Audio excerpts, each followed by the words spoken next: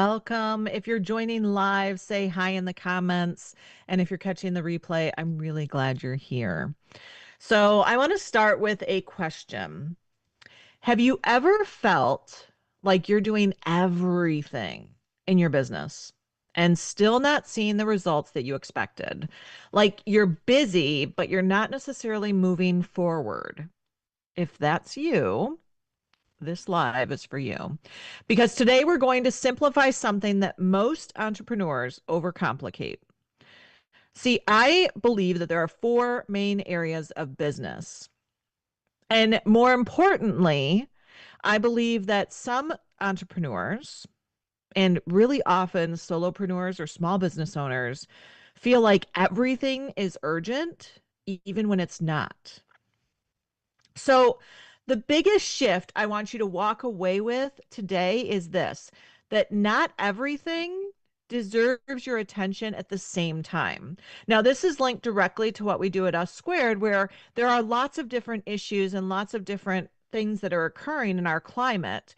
And not everything needs to have full attention at every single point because you can't split your full attention into multiple areas. That's why it's full, right? When I hear people say, I'm going to give 110% effort, the only thing you can give is 100% effort, right? So if we're thinking about all of the different issues that you have going on in your business, your total sum can only be 100%. So not everything needs to have your complete attention at the same time because it's not possible. So again, we have to be able to differentiate what deserves our time and how much time and what that looks like. So, what I see a lot with the people we work with, especially those early stage entrepreneurs or burned out solopreneurs, is they're not stuck because they're not working hard enough. They're stuck because number one, they're trying to do everything all at once. They're doing this without a clear vision. And they're doing this without knowing which one actually matters the most right now. Which action needs to happen before other actions happen. So let's break this down in a way that actually makes sense. I'm going to be honest. I learned a lot of what I'm going to be sharing with you today and what I've shared with a lot of my clients the hard way. When I first started my business, I thought I had to do everything myself.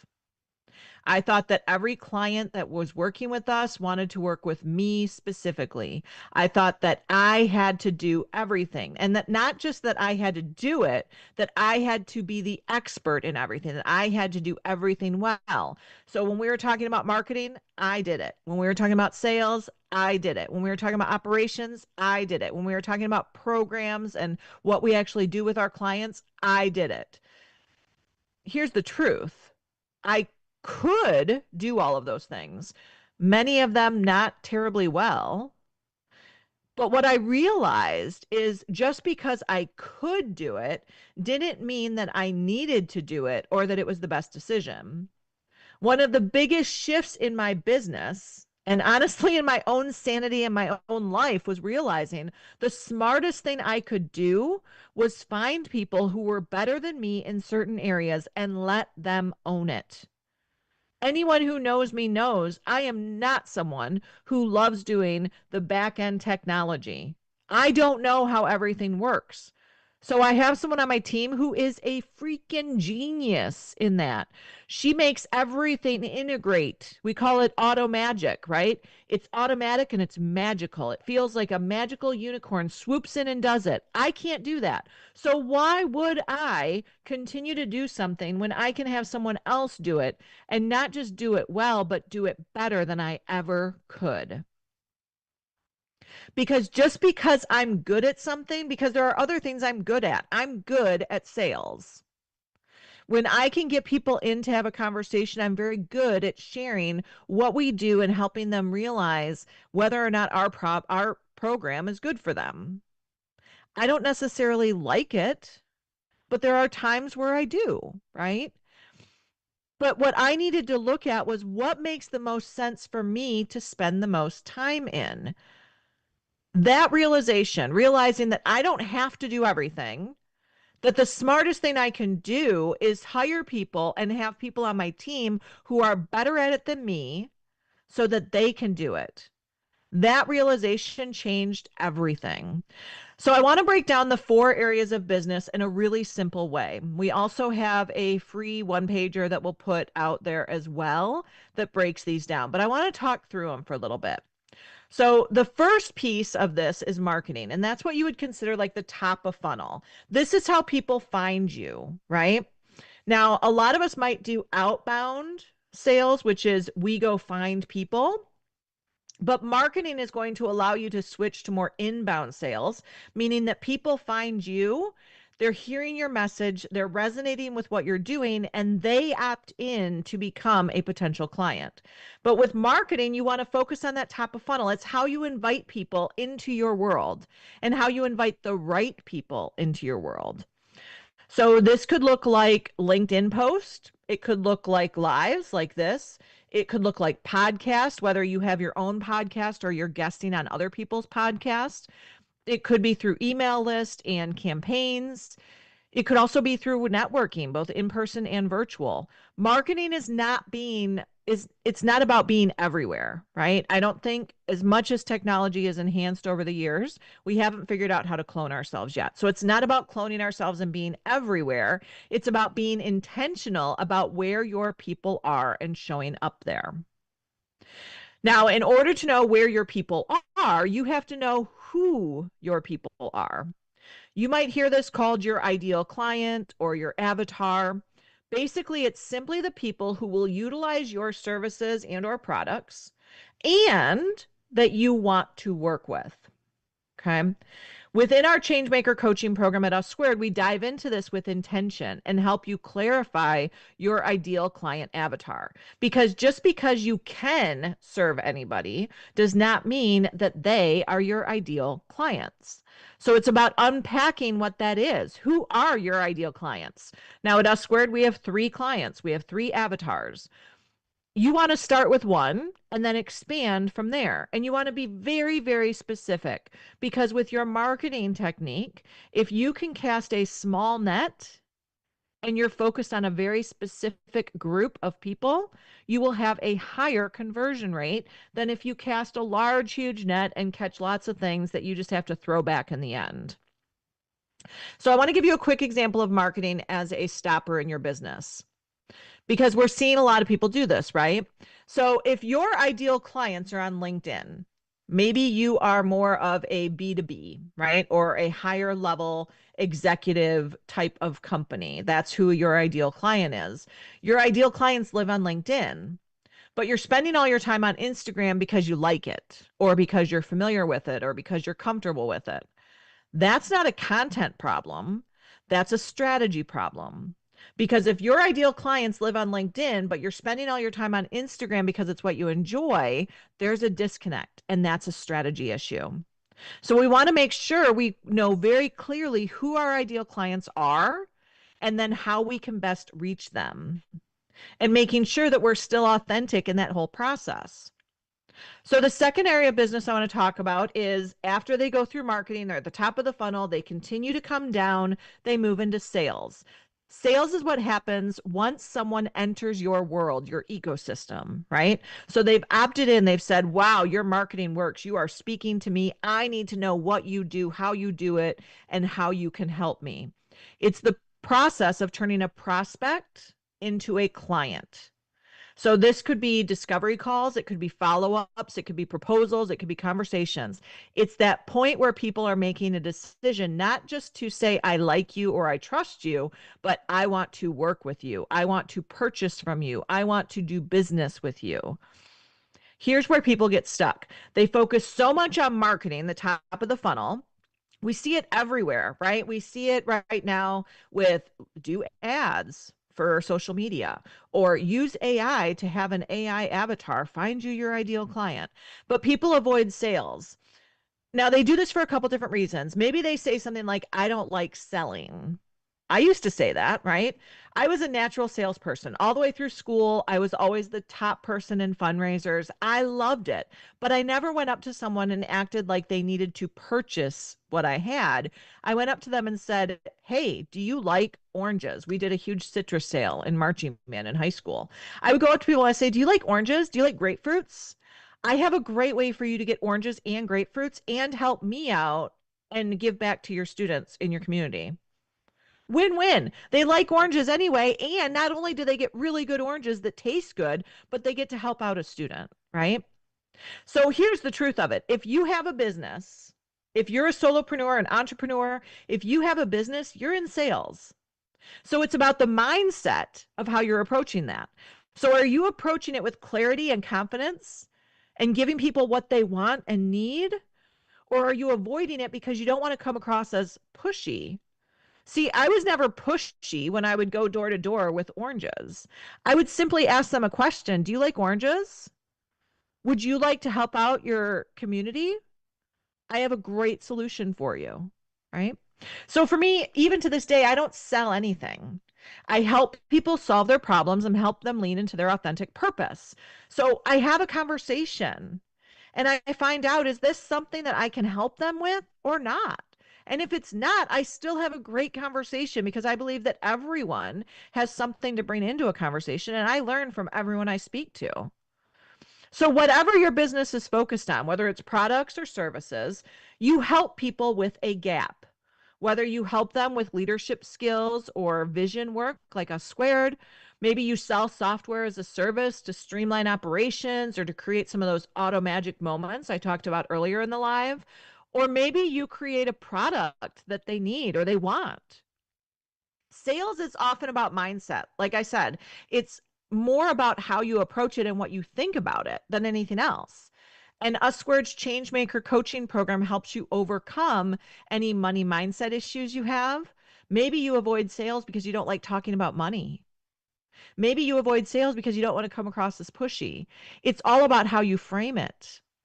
Because you started your business because you believe that the world needs more of what you do or what you offer. So lean into that joy of providing that to the people you serve. And that leads us to our next area of business, the idea of revenue and programming and services. This is what you actually offer. This is how you make money. It looks different depending on your business. Sometimes it's services, which is most of what Us Square does. Sometimes it's a program. Sometimes it's a product. Sometimes it's a certification. Sometimes it's coaching. Sometimes it's a combination of all of these. In all honesty, Us Square does a little bit of each of these, right? We have products, we have services, we have programs, we have our certification program, we have coaching. But here's the trap. If you create too many things without being able to scale and know who your ideal market is, right? So when you have the top of the funnel, people are opting in to hear more about you and what you do and what you offer. Then you go into sales and you convert. But if you don't know what the end result is, what the end product or offer is going to be, it makes it very hard to convert from sales into becoming a client where you're actually offering your programs or services. So when you don't have clarity, sometimes you start just doing everything. You start throwing spaghetti at the wall. I've been there. In the very beginning of Us Squared, we were creating programs for everything. But what's interesting is that instead of asking myself, is this something that is needed? Is it clear? Is it aligned? Is it sellable? Is it what people want? I was simply looking at what did I want to provide? So, what I want to invite you to think about is instead of thinking only about what you want to provide or create, consider what people need. Consider what gaps are out there. And if you're only thinking about what people need and that you don't want to create it, you won't be fulfilled. So, it's about bridging that gap. It's about finding that magic combination of what you enjoy doing and what people need or want to help them solve a problem. This will lead to an authentic value proposition and an organic increase in revenue. So, again, it's about finding what you love doing and what people want and need and marrying those two together. Now, I've talked a little bit about some of the people on my team and my operations person, phenomenal, like a magical unicorn, just makes things happen in the background. Operations is everything behind the scenes. It's the backbone of your organization. It's what allows you to do more of what you're good at and more of what you love without having to worry about some of the minutia in the back end. Now, I say minutia not to minimize it. I say it can be very monotonous. It can be very consistent, and it can be something that you train either your system to do, or you can bring in a system that does it. But bring people in who are smart, who can create all of those systems for you, those flows, those automations, so that it happens. Because operations is about your systems, your technology, your processes, your SOPs, right? SOPs is your statement of procedure, right? Your scope of procedure. It's what you're actually doing, your standard operating procedure, right? So it's what you do on a consistent basis. So when you bring someone new into your organization, you can give them your SOPs and they know how to do everything. And oftentimes, a good SOP will have some technology embedded within it so that those things that are repeatable can be trained for the computer, for technology, for software to do, so that your human element doesn't need to do some of those more mundane tasks. It's what makes your business run smoothly without you having to do everything manually. And let's be honest, this is the area most people either, number one, ignore completely. And maybe they'll say things like, oh, I don't really like technology. Oh, I like the human touch, right? But here's the thing that I'll say about that. There is very much a human touch to everything you do in your business, no matter how automated things are in the background. It's about finding the balance, right? So, example, I have recently gotten quite a few emails asking me to be on podcast, and I can tell that it's AI sending me the email. And I'll say, I'm interested in learning more. What are some dates you have available? And they'll send over some dates. And oftentimes, because they only provide like two or three, very rarely does any of those dates work. I'll say, none of those work. Can you send over something else? They'll send me the exact same three times. And I'll say, I can tell your AI, you're doing a great job. I'd love to talk to a human so we can get this sorted out. Right. So it's about using AI to an extent, but not allowing it to completely replace some of the human element in your business. So we don't want to ignore it completely. Another thing I see around operations is people overcomplicate it so much that they burn out, that they get overwhelmed, right? I am working with one client right now who is extremely overwhelmed with all of the stuff in the back end. So we've just taken her tech stack and we've said, okay, what are all the different softwares that you use? Why do you use them? Why would you like to use them? And what we realized is that she has access to over a dozen different softwares that she has purchased because they looked cool and they promised all these great things. But if they're not actually being utilized and they're not being implemented, they do nothing. And out of the, I think there were 14 total softwares that she had purchased and had access to, she was only using one of them. So she was spending a lot of money for these really great shiny objects that she wasn't using. So what we did is we went through that tech stack and we said, okay, which ones do you need to keep using or start using to complete a problem or to fix a problem? Why did you initially purchase into these? What was the promise that you were hoping for? Right? Because we don't want to ignore it and we don't want to overwhelm ourselves. There's a lot of shiny objects out there. There's a lot of, oh, it's only $10 a month, it's only $20 a month. But if you're doing that times 10, that's anywhere from $100 to $120 a month for something that you're not even using because you're just overwhelmed with how much is out there. So here's what's actually happening for most people. You're trying to market, sell, build, and organize your entire back end all at the same time without a clear vision guiding you. And that's exhausting, right? Just thinking about all of these different things, your brain is probably going, oh my gosh, Megan, I can't do it all. I'm overwhelmed. I'm frustrated. It creates this constant feeling of I'm doing everything, but nothing is working. What if the problem isn't you? What if the problem is that you're spending your energy across all four areas: marketing, sales, programs, or revenue, services, goods, and operations, when only one or two actually need your attention right now? What if you have people on your team who can own different areas? Or what if you're a solopreneur and all you need is a clear step by step guide of what comes first, second, and third? I want to pause and ask you a few questions. You can either answer in the comments if you're watching live or just reflect yourself. Number one, which of those four areas are you spending the most time in right now? So, which one are you spending the most time in? If you did an audit of your calendar, where are you spending the most time? Are you working in your business or on your business? Second, which of those four areas are you avoiding? Maybe because you feel like you're not good enough, or you don't have time, or there's other things that are more important. Which of those four quadrants are you avoiding? And which one actually needs your attention next? And you haven't prioritized it yet. Which one do you know needs your attention? I'm on the verge of a sneeze. It's live. We're going live here. I'm going to do the bunny nose. It'll be fine. But which one actually needs your attention, but you've been holding back for some reason, whether it's a money mindset issue, whether it is a imposter syndrome issue? What is it that you know you need to focus on, but you haven't quite done it yet? And I say yet because I know you have the ability and the power to do it. Those three questions is where clarity begins. You don't need to fix everything. You don't need to become an expert in all four areas overnight. What I'm going to invite you to do is to get clear on your vision.